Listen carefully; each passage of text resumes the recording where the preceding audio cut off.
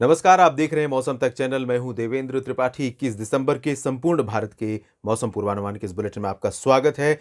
दक्षिण पूर्वी बंगाल की खाड़ी और इससे सटे इंडोनेशियाई क्षेत्र के ऊपर बना well mark low pressure area लगातार इंटेंसीफाई हो रहा है और ईस्ट तथा नॉर्थ ईस्ट डायरेक्शन में आगे बढ़ रहा है, यानी पूर्वी और उत्तर पूर्वी दिशा में आगे बढ़ रहा है। बंगाल की खाड़ी के ये जो क्षेत्र हैं, खासतौर पर अंडमान व निकोबार द्वीप समूह के दक्षिणी हिस्से, इन भागों पर इस सिस्टम के चलते लगातार घने बादल बने हुए हैं और तेज हवाएं, समुद्र की जो तटवर्ती रीजन्स हैं उन भागों में ऊंची ऊंची लहरें उठना और तेज हवाएं चलना, ये सब स्थितियां यहां पर देखने को मिल रही हैं। इसके अलावा दक्षिण भारत के क्षेत्रों में आप देखें तो आसमान पूरी तरह से साफ है। सेंट्रल इंडिया में भी आसमान साफ है और पूर्वी तथा पूर्वोत्तर राज्यों में भी फिलहाल बादल ज़्यादा नहीं है, सिवाय सिक्किम, उप हिमालयी पश्चिम बंगाल और अरुणाचल प्रदेश के कुछ इलाकों के, जहां पर ऊंचाई वाले हिस्सों पर हल्के बादल नजर आ रहे हैं। इसके अलावा उत्तर भारत में आप देखें तो यहां पर जम्मू कश्मीर और गिलगित बाल्तिस्तान, मुजफ्फराबाद, लद्दाख, हिमाचल प्रदेश तथा उत्तराखंड के ऊपर और साथ ही साथ पंजाब, हरियाणा, दिल्ली और उत्तर प्रदेश के ऊपर भी कुछ कुछ बादल नजर आए। ये बादल पश्चिमी दिशा से आए हैं और इनका जो प्रभाव है वो बहुत ज़्यादा नहीं है, बहुत लाइट क्लाउड्स थे और इनके बीच में से धूप धूप का जो प्रभाव था वो लगातार बना हुआ था। बावजूद इसके भी कि उत्तर पश्चिमी और उत्तरी दिशा से ठंडी ठंडी हवाएं चल रही थी, उनका प्रभाव धूप से ज़्यादा था, जिस वजह से कई जगहों पर कोल्ड डे कंडीशन देखने को मिली। अब आपको बता दें कि एक नया डब्ल्यूडी 22 दिसंबर को पहुंचेगा उत्तर भारत में।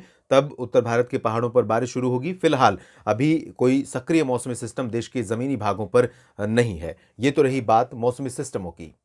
उत्तर भारत के पर्वतीय राज्यों में बादलों का प्रभाव 21 दिसंबर से बढ़ने की संभावना है और 22 दिसंबर को डब्ल्यूडी यहां पर दस्तक देगा। बारिश और बर्फबारी पहाड़ों पर शुरू हो सकती है।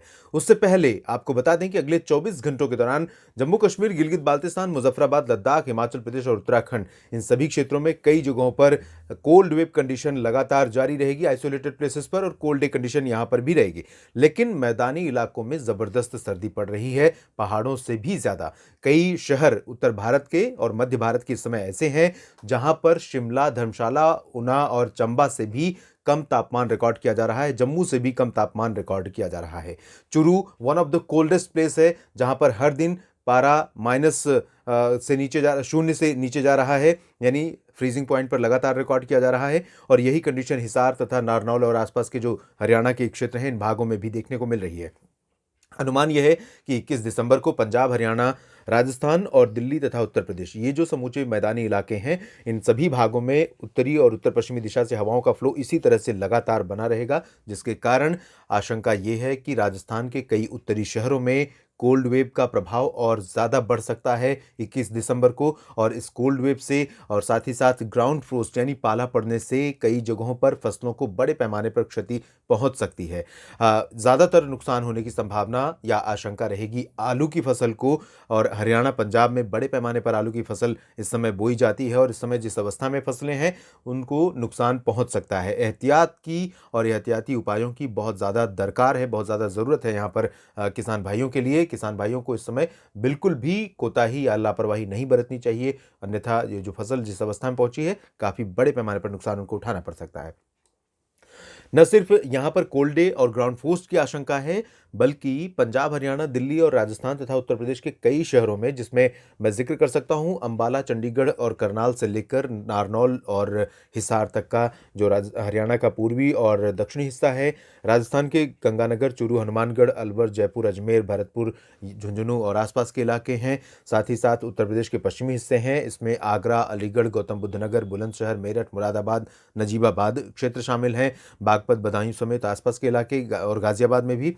साथ ही साथ राष्ट्रीय राजधानी दिल्ली में भी कई जगहों पर तापमान 1 से 3 डिग्री के बीच रिकॉर्ड किया जाएगा। आज राष्ट्रीय राजधानी दिल्ली में 3 डिग्री सेल्सियस के आसपास तापमान रहा। बहुत प्रचंड सर्दी, सामान्य से 5 डिग्री नीचे रिकॉर्ड किया गया तापमान। तो ये स्थितियां आपको 21 दिसंबर को भी देखने को मिलेंगी। और साथ ही साथ आपको ये भी बता दें कि दिन में भी इन सभी राज्यों में तापमान औसत से नीचे रहेगा, कोल्ड डे कंडीशन रहेगी।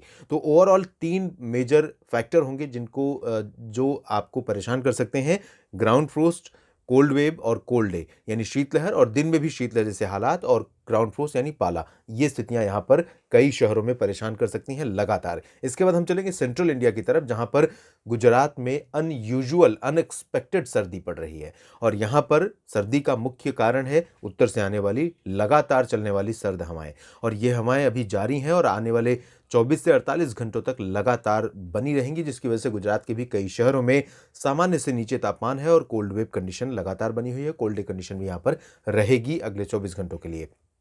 मध्य प्रदेश उन राज्यों में से है जहां अगर हम राजस्थान और पंजाब हरियाणा की स्थिति देखें, उसके बाद सबसे कम तापमान रिकॉर्ड किया जा रहा है वो प्लेन्स में, वो है मध्य प्रदेश। मध्य प्रदेश में गुना, ग्वालियर, शिवपुरी, श्योपुर, विदिशा, अशोकनगर, भोपाल, इन सभी भागों के साथ साथ रीवा, सागर, सतना, पन्ना, दमोह और यहाँ तक कि मांडला, बालाघाट, डिंडोरी, रीवा, सिंगरौली, ये जो पश्चिमी हिस्सा है, पूर्वी हिस्सा है, जहाँ पर हवाओं को लंबा ट्रेवल कर कर आना पड़ता है और यहाँ तक पहुँचते पहुँचते उनकी जो इंटेंस कोल्ड है, चिल है, उनका जो उन हवाओं में इम्पैक्ट है वो थोड़ा कम हो जाता है। इसके बावजूद यहाँ पर काफ़ी ज़्यादा सर्दी और काफ़ी तापमान में भारी गिरावट यहाँ पर हो रही है।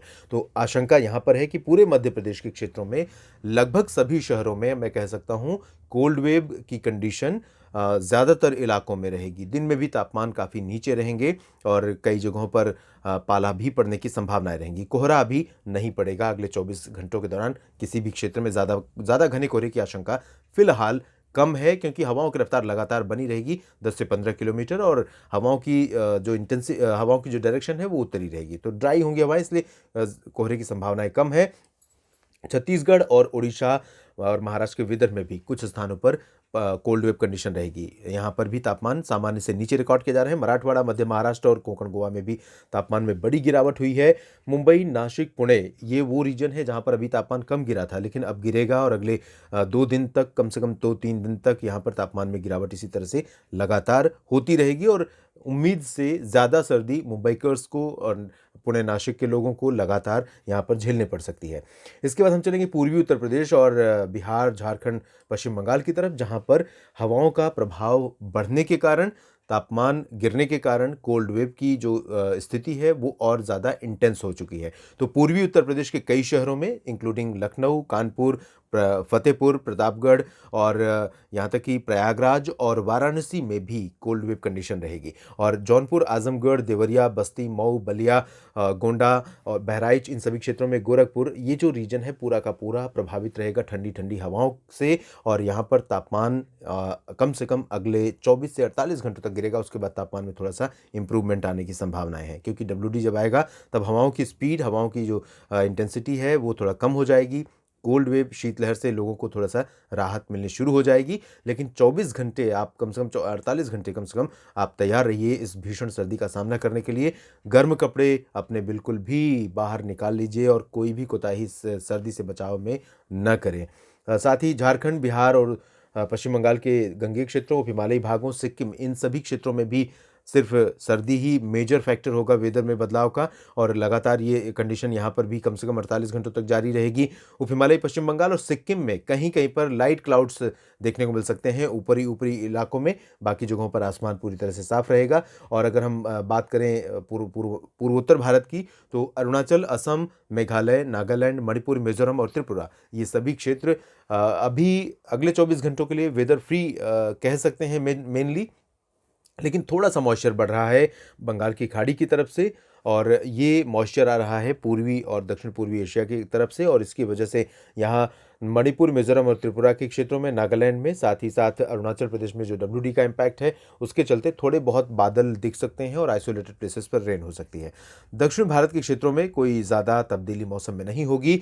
आंध्र प्रदेश के उत्तरी तटीय हिस्सों में तापमान गिरेगा, तेलंगाना के कुछ भागों में तापमान गिरेगा और कर्नाटक के भी उत्तरी आंतरिक इलाकों में तापमान में गिरावट होगी। गोवा में भी पारा नीचे रहेगा, तो यहाँ पर भी सर्दी आप लोगों को महसूस हो सकती है उम्मीद से ज़्यादा। बाकी दक्षिणी आंतरिक कर्नाटक, रायलसीमा, तमिलनाडु, केरल, पुदुचेरी और लक्षद्वीप में मौसम मुख्यतः साफ और शुष्क रहेगा, तापमान में बड़ी गिरावट नहीं होगी।